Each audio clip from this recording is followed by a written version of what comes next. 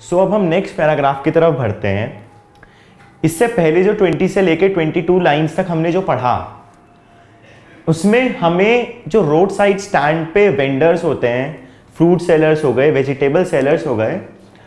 उनकी लाइफ के बारे में बताया गया, उसकी हार्श रियलिटी से इंट्रोड्यूस किया गया और ये भी बताया गया कि सोसाइटी में लोग कैसे हो चुके हैं कि सब कुछ होते हुए भी एंड मोर देन सफिशिएंट चीज़ें हमारे पास हैं, रिसोर्सेज हैं, लेकिन हम किसी की हेल्प नहीं करना चाहते। हम हेल्प करने से सोचते हैं कि हमारा कुछ चला जाएगा और रादर हम उनकी तरफ ध्यान भी नहीं देते। मतलब हम उनको ऐसा समझते हैं कि वो इस दुनिया में एग्जिस्ट नहीं करते। ये इन्हीं चीज़ों की वजह से वो बेचारे लोग जो गरीब हैं, जो छोटी छोटी दुकान लगा के अपना घर चलाते हैं, वो ना तो कभी जिंदगी में प्रोग्रेस कर पाते एंड क्योंकि उनकी नेक्स्ट जनरेशन को भी वो बेसिक रिक्वायरमेंट्स जो मिलनी चाहिए, एजुकेशन होगी, हेल्थ फैसिलिटीज हो गई और भी बहुत सारी चीजें जो मिलनी चाहिए, क्योंकि वो नहीं मिलता है तो वो शुरुआत से ही एक तरीके से मॉरली तो डिग्रेड होते ही हैं, लेकिन जो उनका आईक्यू लेवल हो गया, डेवलपमेंट जो होना चाहिए उस चीज का, वो उतना नहीं हो पाता है। यानी कि जो एक गरीब घर में रहने वाला बच्चा है, क्योंकि उसको बचपन में प्रॉपर फूड नहीं मिल पाएगा तो उसके माइंड की ग्रोथ इतनी नहीं होगी, फिर उसको प्रॉपर एजुकेशन नहीं मिल पाएगी तो वो आगे कैसे पढ़ेगा। जब उसको basic level, nursery, first second level पे हम अच्छी एजुकेशन नहीं देंगे तो हम आगे क्या एक्सपेक्ट कर सकते हैं। जबकि दूसरी तरफ जिसके पेरेंट्स के पास पैसा है, वो अपने बच्चों को अच्छे से अच्छे स्कूल में डालता है एंड देन स्कूल में डालने के बाद वो उनकी प्रोग्रेस अलग ही होती है। ठीक है, जैसे गवर्नमेंट और प्राइवेट स्कूल्स को कंपेयर कर लें तो गवर्नमेंट स्कूल्स के बच्चों को बहुत ही ऐसा होता है कि उनको ढंग से पढ़ना नहीं आ पाता काफी आगे तक, आगे जाके भले ही आ जाए लेकिन काफी आगे तक नहीं आ पाता। जबकि एक प्राइवेट स्कूल का बच्चा, उसका आईक्यू लेवल बड़ा तेज होता है क्योंकि उसको उस तरह की एजुकेशन प्रोवाइड की गई है। ठीक है, तो जब आप किसी इंसान को वो एजुकेशन, वो फैसिलिटी प्रोवाइड नहीं करोगे तो आप कैसे एक्सपेक्ट करते हो उससे कि वो बहुत प्रोग्रेस करेगा, वो बहुत आगे बढ़ेगा। ठीक है, तो यहीं पे हमें अभी तक ये बताया गया है कि उनकी लाइफ में वो क्या क्या दिक्कतें फेस करते हैं, ठीक है, और क्या क्या उनके लाइफ में कमियां हैं एंड देन हम उनके लिए अगर थोड़ा सा भी कर सकें तो शायद उनके लिए बहुत होगा। और ये भी बताया गया कि जो पॉलिटिकल पार्टीज आती हैं, जो लोग पावर में आते हैं, वो वादे तो बहुत करते हैं इन लोगों से, लेकिन इनको कुछ मिलता नहीं है। ये अभी तक हमने पढ़ा 23 लाइंस में, फर्स्ट 23 लाइंस में। अब हम नेक्स्ट लाइन की तरफ बढ़ेंगे। It is in the news that all this pitiful kin are to be bought out and mercifully gathered in. इस पैराग्राफ से थोड़ी पॉजिटिविटी की तरफ हम बढ़ते हैं। ये जो पहली लाइन है, it is in the news that all these pitiful kin, यानी कि ये जो लोग हैं जो अपनी जिंदगी एक बहुत खराब हालत में बिताते हैं, पूरी लाइफ स्ट्रगल करते रहते हैं एंड तब भी इनको इतना ये नहीं कमा पाते कि बेसिक रिक्वायरमेंट जो है वो भी अपनी फुलफिल कर पाए, जो बेसिक चीजें हैं वो भी इन्हें मिल पाए। तो ये जो लोग हैं, कई बार इनकी कोई मदद कर देता है, जो कि बहुत ही अच्छा इंसान हो, वो कई बार इनकी मदद कर देता है। तो यानी कि अब हम यहां देखते हैं कि इससे पहले पोयम पूरी नेगेटिविटी में चल रही थी, क्योंकि हम उन लोगों की मदद नहीं करते, उन लोगों को ये दिक्कतों का सामना करना पड़ता है, सोसाइटी में उनकी मदद नहीं करती। यानी कि रोड साइड स्टैंड पे खड़े होने वाले हर वेंडर को, जो भी वो बेच रहा है, उसके बारे में यह बताया गया है कि उसकी कोई हेल्प नहीं करना चाहता। नेगेटिव पॉइंट्स बताए गए हैं कि वो बेचारा बहुत दिक्कतों से अपना जीवन व्यतीत करता है। लेकिन यहां जो पहली लाइन है, ये पोयम यहां से पॉजिटिविटी की तरफ बढ़ती है कि कोई अच्छा आदमी जो है इन लोगों की, जो कि बहुत दिक्कतों का सामना करते हैं, जिनके जिंदगी में बहुत दुख हैं, उनकी कोई मदद करने आएगा। ठीक है, ये जो दूसरी लाइन है, are to be bought out, यानी कि ये जितने भी लोग हैं जो बहुत दिक्कतें सहते हैं, उनको बाहर निकाला जाएगा and mercifully gathered in, and then mercifully, बहुत हैप्पी तरीके से इनका वेलकम किया जाएगा एक जगह पे। ठीक है, यानी कि ये लोग जहां रहते थे, अलग अलग रोड साइड वेंडर्स थे, इनको इनकी लाइफ से, जो इनकी नॉर्मल लाइफ थी जिसमें बहुत दिक्कतों का सामना कर रहे थे, उससे इनको बाहर निकाल के एक खुशी वाली जगह छोड़ा जाएगा और ये काम कुछ अच्छे लोग करेंगे। ठीक है, यहां से एक रे ऑफ होप दिखती है हमें। To live in villages next to the theatre and the store, और फिर इनको गैदर करके सबको एक ऐसी विलेज में ले जाया जाएगा जो कि रियलिटी में विलेज नहीं है, क्योंकि मतलब लेकिन एक मॉडर्न सिटी है, क्योंकि विलेजेस कुछ डेवलप्ड हैं, कुछ ऐसी हैं जहां पे बेसिक फैसिलिटीज भी नहीं है। लेकिन पोएट रॉबर्ट फ्रॉस्ट यहाँ पे जिस विलेज की बात कर रहे हैं, जिस विलेज का वो इंट्रोडक्शन दे रहे हैं, वो ऐसी विलेज है जिसमें थिएटर यानी कि सिनेमा हॉल है, जहां पे वो मूवीज देख सकेंगे, जहां पे वो अपनी लाइफ को एंजॉय कर सकेंगे। ठीक है, यानी कि अभी ये दिखाया गया है कि कोई अच्छा आदमी उनकी इतनी मदद करेगा कि उनको विलेज में ले जाके ऐसी जगह घर देगा जहां पे वो अपनी लाइफ एंजॉय कर सकें, और वो जो दुख और दिक्कतें सह रहे थे उसको मतलब उससे दूर हो जाए, शायद उनकी लाइफ ठीक हो जाए। लेकिन अभी तक शायद ही है, ये नहीं पता पक्की ठीक होगी या नहीं होगी। Next to the theatre and the store, store मतलब हर चीज की फैसिलिटी होगी, हर चीज की दुकानें होंगी जहां पे इन्हें हर फैसिलिटी मिलेगी। जैसे हम बाहर निकल जाएं आज के टाइम में तो बड़े बड़े मॉल्स होते हैं, स्टोर्स होते हैं जहां से हम सारा सामान खरीद सकते हैं। इन लोगों के लिए भी वैसे स्टोर्स होंगे, यानी कि इनका घर जहां पर होगा वहां पर थिएटर होगा, वहां पर मॉल्स होंगे, वहां पे बड़ी बड़ी दुकानें होंगी, ताकि इन चीजों को किसी भी दिक्कत का सामना ना करना पड़े। यहां पे स्टोर इसलिए इंट्रोड्यूस किया गया है क्योंकि इससे पहले हमने पढ़ा था कि जो रोड साइड स्टैंड है वहां पे जो लोग अपना बिजनेस चलाते हैं, छोटे छोटे लोग जो कि काम करते हैं फल बेचने का, सब्जी बेचने का, वो अपने घर नहीं जाते बल्कि वो उसी के पीछे झोपड़ी लगा के अपना घर वहीं बना लेते हैं और वहीं रहते हैं। और अब यहाँ पे क्या कहते हैं कि इनको ऐसी विलेजेस में ले जाया जाएगा जहां पे सिनेमा होगा, जहां पे स्टोर होगा, जहां पे हर चीज की फैसिलिटी होगी। ये काम कोई बहुत अच्छा आदमी करेगा। ठीक है, where they won't have to think for themselves anymore, और ये ऐसी जगह होगी जहां पे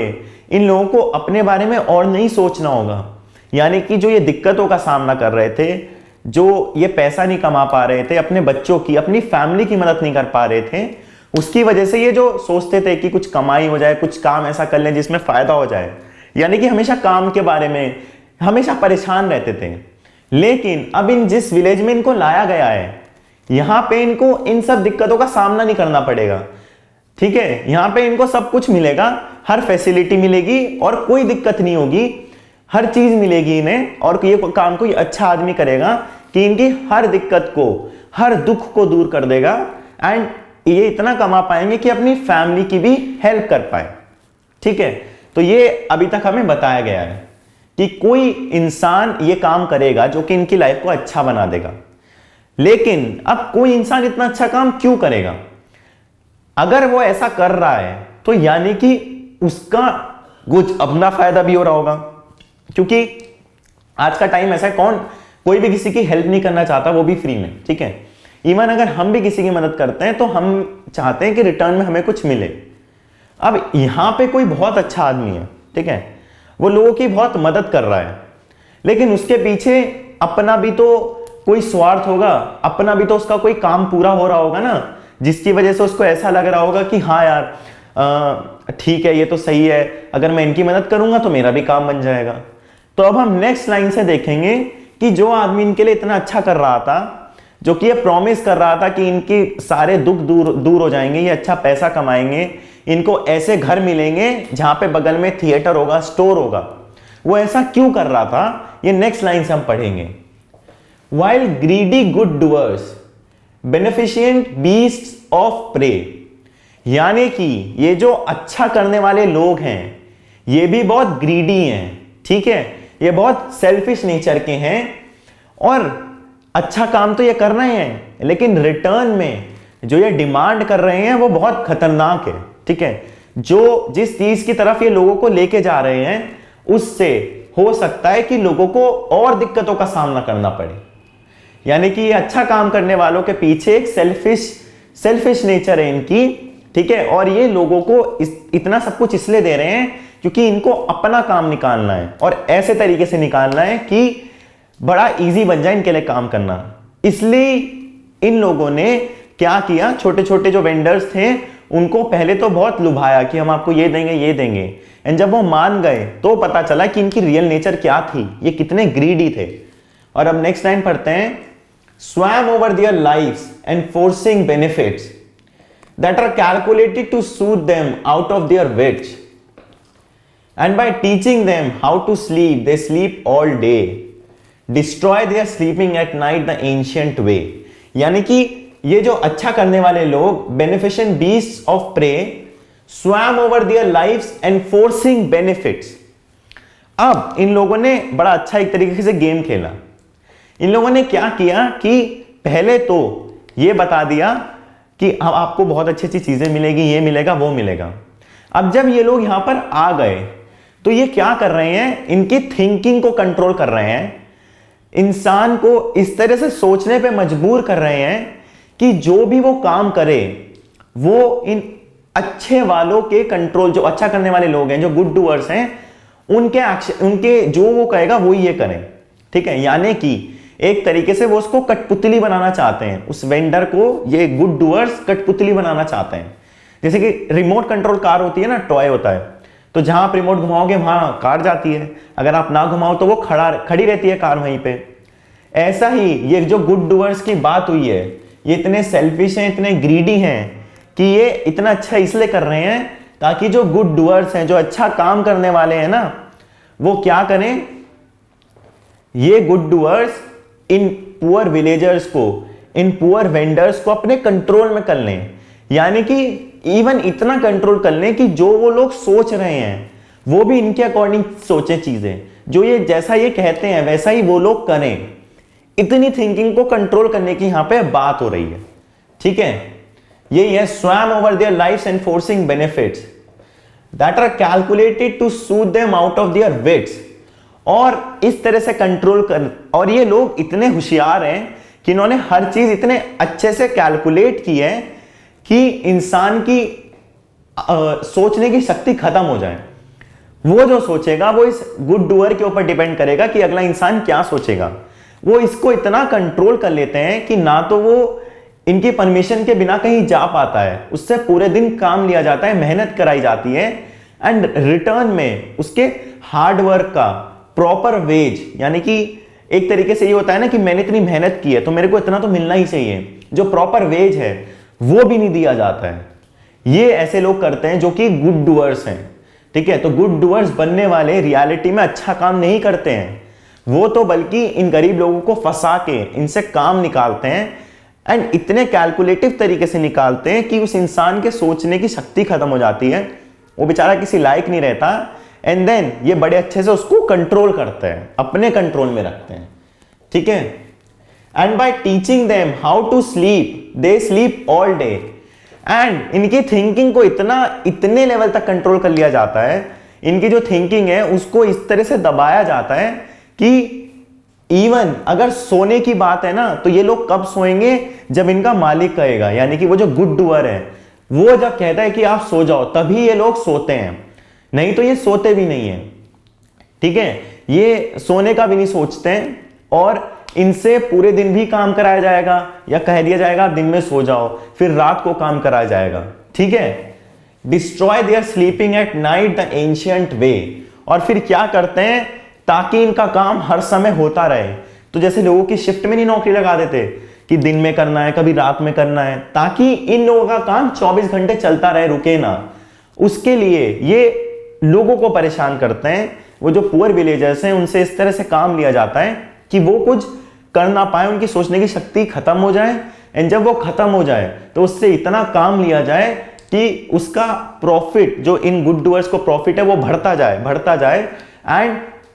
इन रिटर्न जो इन्हें पुअर विलेजर को देना चाहिए वो प्रॉपरली ना मिले। इतने कैलकुलेटिव तरीके से ये चीज की जाती है। तो पोएट ने ये बताया है, रॉबर्ट फ्रॉस्ट ये कहना चाह रहे हैं कि इन गरीबों की इवन कोई मदद करने भी आता है, क्योंकि इससे पहले जो लाइन थी वहां पे कोई मदद करने नहीं आया था। इवन इस पैराग्राफ की 4-5 लाइनों में रे ऑफ होप दिखती है कि हाँ यार ये कोई काम करेगा तो बड़ा अच्छा करेगा, ये बड़ा अच्छा इंसान है, लेकिन उसकी रियलिटी बाद की लाइंस में बताई जाती है कि वो इनकी मदद क्यों करता है। एंड एक तरीके से रॉबर्ट फ्रॉस्ट ये बताना चाह रहे हैं कि दुनिया से इंसानियत काफी हद तक खत्म हो चुकी है, ठीक है, कोई भी किसी भी की भी मदद करने के लिए तैयार नहीं है। इसलिए पहले इन लोगों को एक तरीके से जाल बना के इन लोगों को फंसाया जाता है। एंड ये बहुत कॉमन एग्जांपल है। इवन अगर हम भी अपनी लाइफ में देखेंगे, अगर हम कभी किसी फैक्ट्री में जाके वहां के लेबर से बात करें तो पता लगेगा कि उनको कितना ज्यादा उनके राइट्स को वायलेट किया जाता है, कितना उन्हें दिक्कतें सहनी पड़ती है काम करने में, क्योंकि काम करते वक्त तो उनसे बहुत सारे वादे किए जाते हैं। उनको ये भी कहा जाता है कि आपको इतना अमाउंट मिलेगा, लेकिन रियलिटी में जब वो चीज लेने की बात आती है, जब वो अमाउंट लेने की बात आती है, तो उसमें किस तरह से कटिंग की जाती है, फालतू की बातों का पैसा काट लिया जाता है और उसको कम पैसा मिलता है। एंड ये जो विलेजर है, ये जो गरीब आदमी है, वो इस हद तक फंस जाता है कि वो कहीं और जाएगा तो वहां भी उसके साथ ऐसा ही व्यवहार होगा, ठीक है, और उसके पास इतना टाइम नहीं है कि वो उस इंसान की कंप्लेन करे, फिर बेचारा कोई केस होगा उसके ऊपर तो कोर्ट जाए, वहां पे देखे कि उसके साथ क्या गलत हो रहा है, क्योंकि इसके पास इतना पैसा ही नहीं है। जो अमाउंट भी दिया जाता है वो इतना ही दिया जाता है कि ये 3 टाइम का खाना खा सके।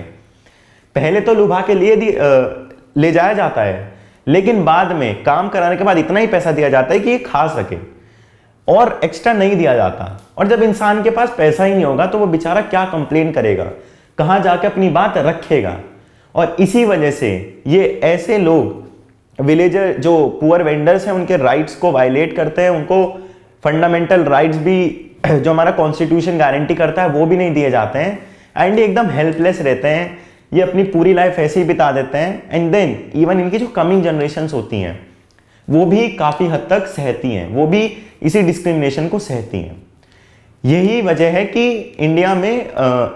जो पुअर है वो पुअर ही होता जा रहा है, एंड जो रिच है वो रिच ही होता जा रहा है। एंड इंडिया में नहीं है, बहुत सारी कंट्रीज में हो रहा है। तो एक तरीके से रॉबर्ट फ्रॉस्ट ने सोसाइटी के ऊपर लाइट डालने की कोशिश की है कि हम कैसी सोसाइटी बनाने की तरफ बढ़ रहे हैं। ये रॉबर्ट फ्रॉस्ट ने इस पैराग्राफ के थ्रू बताने की कोशिश की है।